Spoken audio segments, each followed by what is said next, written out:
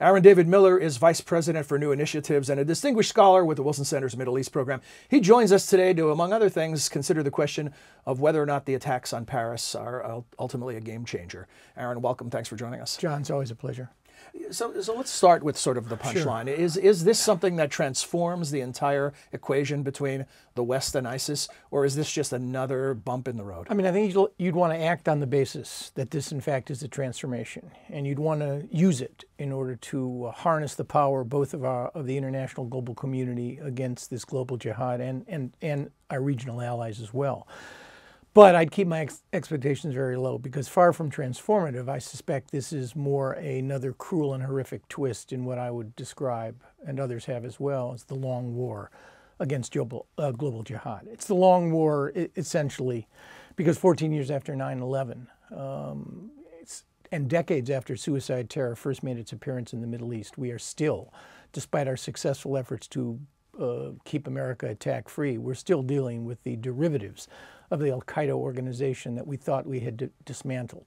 It's the long war because military power, despite its vital necessity in this long war, has serious limitations. It's an instrument merely to achieve an end. If you cannot create the sustainable ends, then how in effect do you solve the problem? Carpet bombing Raqqa, the deployment of thousands of American ground forces, the latter I think no one is talking about. In large part it's because, look at 9/11. They led to the two longest wars in American history and helped to create, certainly in Iraq, the very problem that we're trying to resolve. It's the long war because the Arab state system has melted down. In Libya, in Yemen, in Iraq, in Syria, you have empty spaces, no governance, easy access to weapons, a vicious ideology which allows transnational actors to exploit sectarian differences between Sunni and Shia, and of course, bad governance. It's the long war because the West cannot ultimately fix the problem that ails the contemporary Islamic world. And that is, how do you induce the majority of Muslims, 1.4 billion Muslims, and the hundreds of millions that live in the Middle East, to confront their own extremists, to try to root out the extremist radical perversion of Islam, even while it's drawn on actual Islamic texts and pretexts to basically create their view of the world. So how do we can't own this. The ownership has to be in the Muslim world. And it's the long war. It's going to be a longer war unless we fundamentally face up to the problem that we confront. This is terrorism. As the president suggests, this is violence, it is extremism, these are heinous acts. It is certainly all of that, but it's more than that. It's a unique particularist brand. And I think we need to own up to that and face up to that. On the question of ownership, we saw the pictures of Vladimir Putin and Barack Obama sitting about as close as we are right now. Does it create more ownership? Will we see at least that much progress where there is a more galvanized force moving against ISIS, perhaps even from within the Muslim world? You know, I think the answer is yes. The question is, is it sustainable? I mean, certainly the two powers that have been the latest victims of ISIS terror, the French and the Russians, have essentially decided to act. Both are bombing Raqqa. Hollande is looking to amend the French constitution. They're cracking down in a massive way against jihadi cells in their own country. They're essentially prepared to ask for emergency powers. This is not a problem that's unique to France, but it's an important one. And Putin, in now finally admitting that Metrojet 9268, which was the flight that was destroyed, he has now owned up to the fact that it was ISIS, it was a bomb, and he's going to get, not only is he mad, but he's going to get even.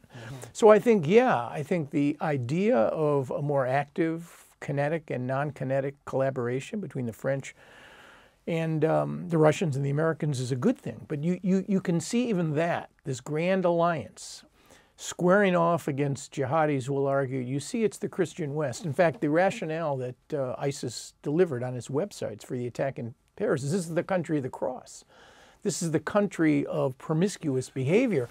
This is going to only feed, it seems to me. Well, speaking of that, of playing into ISIS's hands, when you see the reaction both in the United States and around the world, the immediate visceral reaction towards Syrian refugees. Is this part of that playing into the hands of ISIS? Are they outsmarting us at this stage and getting us to do exactly what they want us to do? I think they're taking advantage of our inability to get a grip on this. They're taking advantage of our own local politics. I mean, when part of the debate, because it's presidential election year, or will be next year, has to do with whether or not we should admit Muslims into the United States, you begin to see the propaganda value in this for them.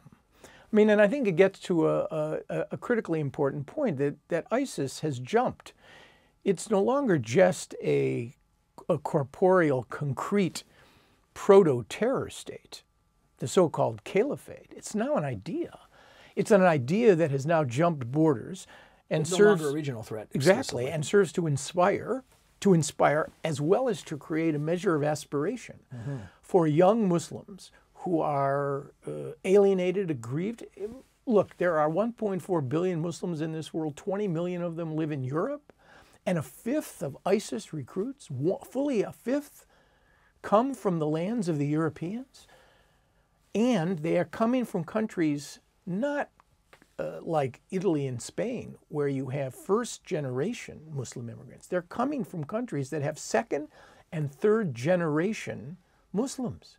So you wonder whether or not integration, if that's the right word to use, or assimilation, has in fact worked. I suspect it hasn't, and that's a huge part of the problem. It also separates our experience from the European experience. I mean, our liquid assets, these two oceans, basically help because it's not as easy to get here.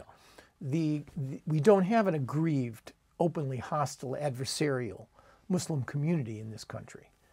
And I think that's... Or across either of our borders. Really to our... Exactly. And I think that also... But 9/11 showed it doesn't make us immune. So if this is not a game changer or a transformative moment in this long war, can you conceive of one? What will it take? I've heard you talk about what it takes to achieve, say, peace in the Middle East in an ideal, and leadership is a big part of that. Right. Is there an equation that you could project onto this situation that would create that transformative presumably circumstance? we've already had it. Well, we've said a few times that was it. It was called 9/11.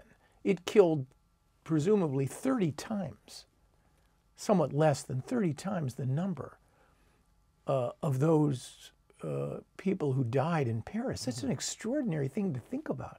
It led to the two longest wars in American history and to so much dislocation that it helped enable the very forces that we are now trying to confront. But in terms of that change that you say that needs to happen from within, what will it? Can you conceive of a circumstance where that occurs? You mean a reformation? Perhaps I mean, that's one way to frame it. So, but how do you, how do you even begin to approach that issue now? It took hundreds of years, and events that were literally nation encumbering and nation shaking. And incremental and all kinds of things. Right. So it's evolutionary, not revolutionary. And look at the Arab Spring. The Arab Spring that held so much promise has in fact enabled and helped to create the so-called empty spaces, ungovernable spaces in which these groups find sanctuary. So no, I'm a Nieburian here, John, Reinhold Niebuhr, proximate solutions to insoluble problems. If we could do that, then I think we'd be well ahead of the game. But I've seen World War II imageries and analogs and metaphors on this one. And I think it's worthwhile considering that, yes, it's an international struggle. It's a global struggle. It pits fascist ideologies and a liberalism against the forces of modernity. But World War II only lasted, and we're not talking World War II. ISIS is not capable of destroying Western civilization, occupying Europe, and massive genocide. It's a whole different paradigm. But it was a 6-year proposition. Yeah. This won't be. This is the long war for the 21st century. Well, on that note, we will leave it here. But obviously, not only a long war, but a long discussion. So we'll be back. Thanks Aaron. Appreciate it.